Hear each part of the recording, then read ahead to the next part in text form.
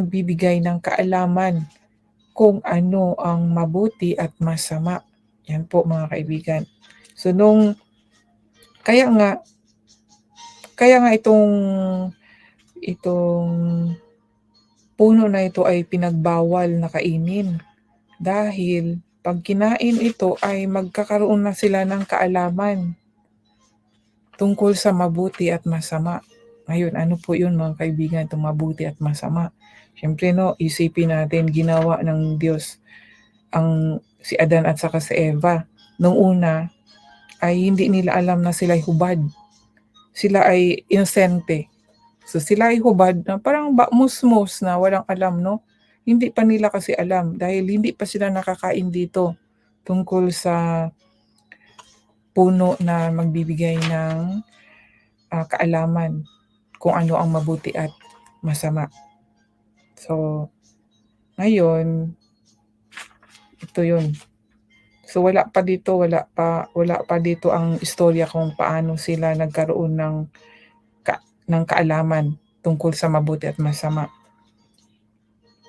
Pero yung dito ba sa sinabi sa 21, kaya pinatulog ng Panginoong Diyos ang tao ng mahimbing, si Adan, at habang natutulog siya, kinuha ng Panginoong Diyos ang isa sa mga tadyang ng lalaki at pinaghilom agad ang pinagkuhanan nito. Ang tadyang na kinuha ng Panginoong Diyos sa lalaki ay nilikha niyang babae at dinala niya sa lalaki. So, kaya ang tao talagang nagmula sa lalaki. Yung pong similya, 'di ba, yung semen po, yun po yun. So, yung tadyang na sinasabi dito. Pero sa atin, bilang tao, yun nga yung semen, And then, doon ang semen pupunta sa babae. And then, nagkaroon ng bunga. Yun po yun mga kaibigan. Ito yung pong naunawaan ko po dito. Kaya amazing po yung Diyos. Ang pagkasalaysay po niya ba, hindi po niya isinalaysay ng klaro talaga na ang lalaki at babae sa talata na to, na ganon, kaya magkaroon ng maraming tao sa paraan pa na ganitong pananalita ang pagkasabi po niya. Pero yun nga, dito sa mundo ay yung paggawa ng tao ay, paano ba sabihin?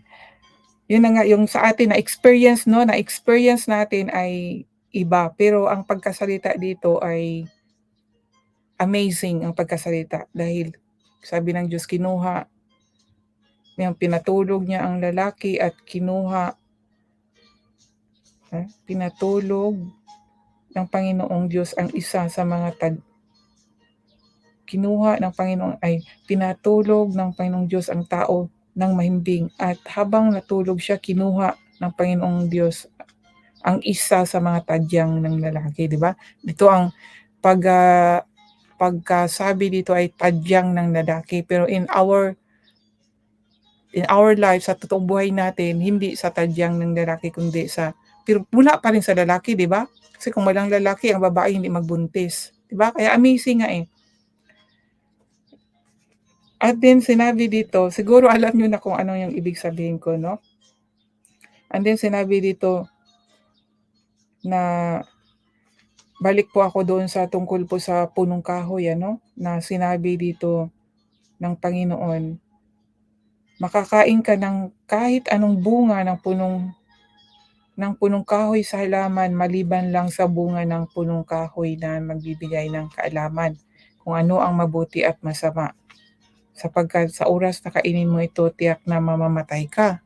Mamamatay po yung pagkasabi doon. Sa kasalanan na po yun, yung hindi pagsunod. No? Dahil dito Kaya nagkaroon po sabi nila tayo ay nagkaroon tayo ng inheritance sin mula kay Adam at Eve dahil dito po sa